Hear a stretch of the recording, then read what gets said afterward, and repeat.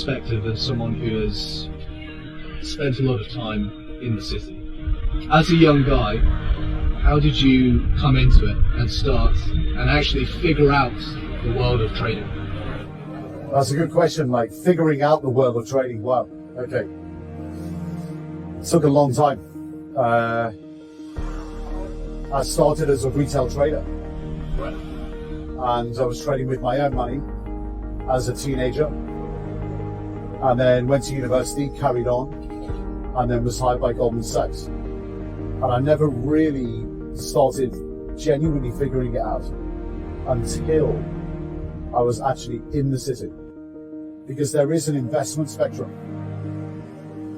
And when a professional trader uses the phrase investment spectrum, what they're talking about is on one side, all the way over here, when a professional trader uses the phrase investment spectrum, what they're talking about is on one side, all the way over here, on one extreme, you have, for example, value investing.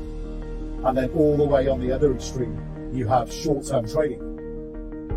And in between, you have many other things, many other strategies, many other time horizons. Once you go over a certain time horizon, it stops becoming trading and it becomes investing, okay? Once you focus on the time horizon that still encompasses trading, there's many different strategies that you can deploy, okay?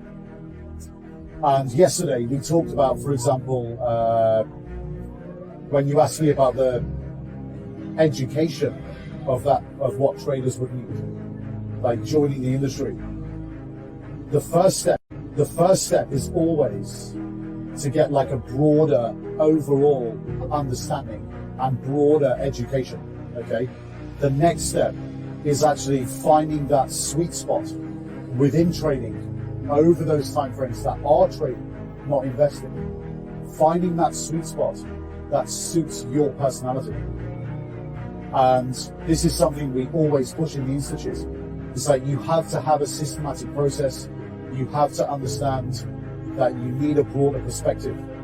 Not everybody is suited, for example, within the trading spectrum, to short-term trading. Not everyone is suited to long-short portfolio management over a 1 to 3 month time frame. But if you get the discipline and the broader education first, you can always adapt and always be flexible if something's not working. You can always adapt and always be flexible if something's not working. You understand how a systematic process works. And then you can shift your systematic process over time to adapt to market conditions. Guys like Tristan, for example, have been long-only managers. They've been long-short portfolio managers. They've been short-term traders on trading desks of hedge funds. And actually, a guy like Tristan would be amazing to speak to about this.